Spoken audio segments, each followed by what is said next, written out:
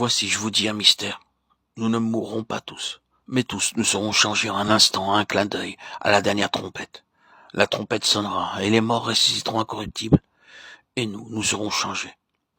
Car il faut que ce corps corruptible revête l'incorruptibilité, et que ce corps mortel revête l'immortalité. 1 Corinthiens 15, 51 à 53. Non seulement nous serons rendus immortels ce jour-là, mais nous serons aussi revêtus d'une beauté, d'une gloire sans tache et sans souillure. Ce jour sera vraiment le plus heureux pour le Seigneur Jésus-Christ et pour le ciel tout entier.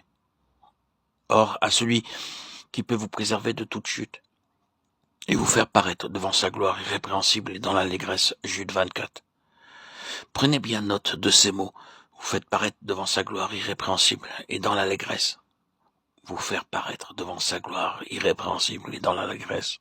Ceci arrivera le jour de sa seconde venue. Imaginez le Seigneur Jésus-Christ descendant du ciel en ce jour-là, en qualité de roi des rois, de seigneur des seigneurs. En premier lieu, les trompettes célestes se mettront à sonner. Voici, il vient. Ensuite, le Seigneur lui-même dira, voici, je viens bientôt. Enfin, les croyants diront, Amen, viens Seigneur Jésus.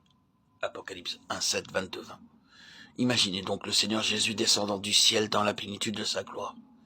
Il vient accompagné des anges et des croyants, et de vous donner à vous qui êtes affligés du repos avec nous lorsque le Seigneur Jésus apparaîtra du ciel avec les anges de sa puissance. 2 Thessaloniciens 1, 7. Notez bien ces mots. Le Seigneur Jésus apparaîtra du ciel avec les anges de sa puissance. Car le Seigneur lui-même a un signal donné à la voix d'un archange et au son de la trompette de Dieu descendra du ciel, et les morts en Christ ressusciteront premièrement. Ensuite, nous les vivants qui serons restés, nous serons tous ensemble enlevés avec eux sur des nuées à la rencontre du Seigneur dans les airs, et ainsi nous serons toujours avec le Seigneur. 1 Thessaloniciens 4, 16, 17. Le Seigneur Jésus descendra après que les trompettes auront sonné. Il y a 3 trompettes. D'abord, tous les anges qui s'écrient « Voici, il vient ». Ensuite, l'archange Michel s'écrie « Voici, il vient ». Puis le Seigneur lui-même s'écrie « Voici, je viens vite ». Et alors le Seigneur descend dans toute sa gloire, accompagné de tous ses anges et de tous ses saints. Ceux qui se sont endormis en lui seront ramenés par lui. Ceux qui sont vivants sur la terre lors de sa venue seront soudainement enlevés auprès de lui, avec un corps immortel. Et en le voyant tout à coup, face à face, ils seront transformés à son image. Tous ensemble, ils rencontreront le Seigneur dans les airs.